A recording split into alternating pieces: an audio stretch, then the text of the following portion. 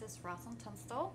My title is Loft Logistics, and I am here with Andy Nixon, our fearless leader, and he's going to answer some of your questions. So, Andy, we'll go to our first question. You said that the Garden of Eden, which was home, has been lost, and we want to get it back. But in order to get it back, we have to work with Christ. Yes. How do we do that? Yeah. Well, that's a great question. Because I think that question captures the perspective in that Adam and Eve, like when they fell, they took matters into their own hands. You know, they said, well, the heck with what God said. We're going to do things our way. They listened to the serpent. And so they tried to do for themselves. And, you know, when Christ comes to make us the offer to get the garden back or begin that process, it's a key difference in that the difference this time is that it's Christ who's in charge, Christ who brings it back. And if we're willing to live life along a certain lines, namely faith in him, then yes, it can be back, but it's on his terms.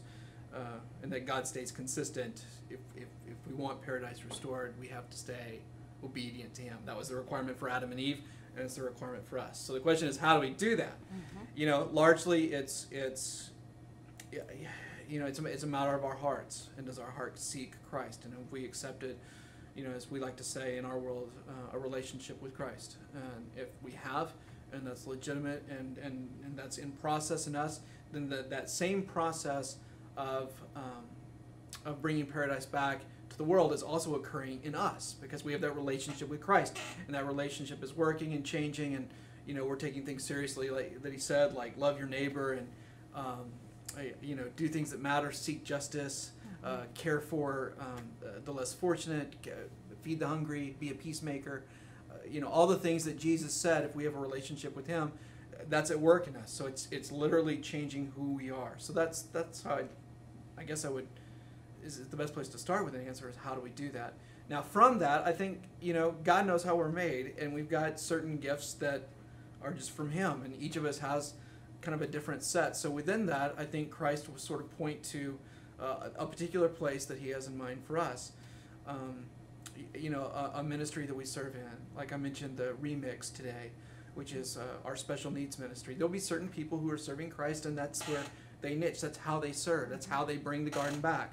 For somebody else, you know, they may be a greeter. They may have, you know, they may love to do mission work in foreign countries. They may love to, you know, feed the hungry locally up in Conroe. And so, you know, how do you do that? I think a lot of that just depends on how you're wired, what your gifts are, and kind of how you feel God working through you. Now, there's certain habits too that I think no matter who you are, help, and that I think every person who serves Christ has got to be a person who prays, because that's just how our conversation goes with him. I think every person who worships Christ worships together as part of that, and I think God speaks to us in that environment.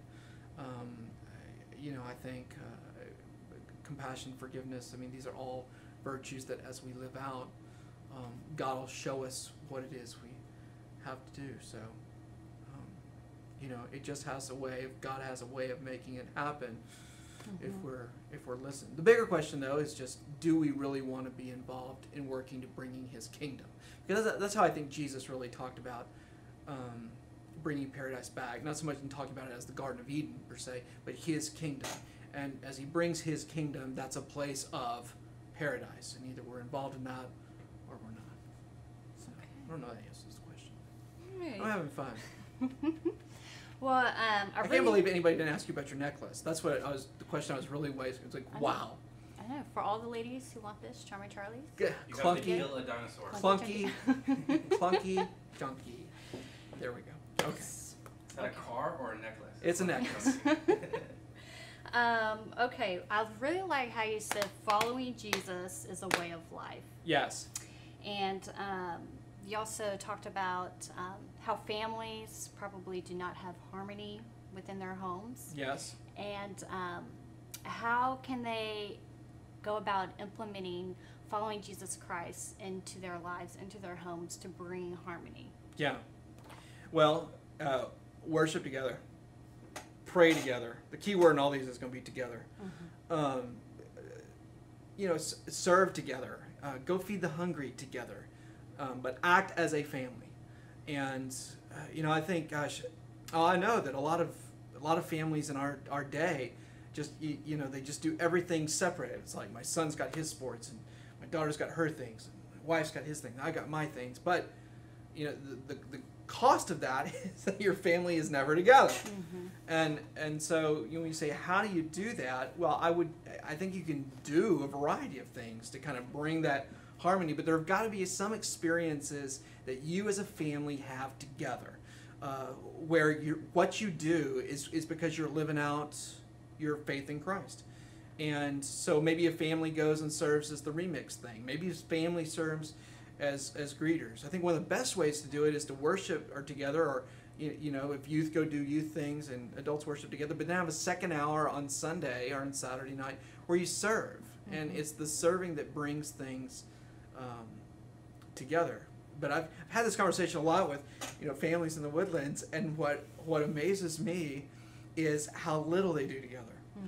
I mean, everybody is so off doing their thing, which is great and fine, but it's just there's no place to be a family. I mean, you're eating at different places at different times. You're at different schedules. So I would just say the key thing I see in successful families is that family experience as a unit, as one, doing something together, and then talking about the impact of that is really the greatest way I can see harmony in a church. When our family has done mission-minded things together, so many good things happen. I mean, you realize you don't have it that bad.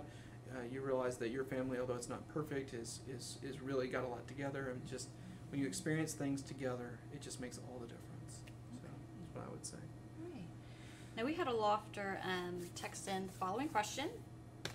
It says, speculate what it would have been like for mankind if Adam and Eve had eaten from the tree of life before the fall, or do you think they did? I don't think that they did, because that's not the scripture, but who knows? But no, I don't think they did. Yeah, but if they ate of the tree of life, God was seriously concerned about that very issue, and that's why he kicks them out, in part because out of fear that they're going to eat that life. Because if you know the difference between right and wrong, and you can live forever, I don't know, at least according to my definition, you're pretty close to God if you can do those two things.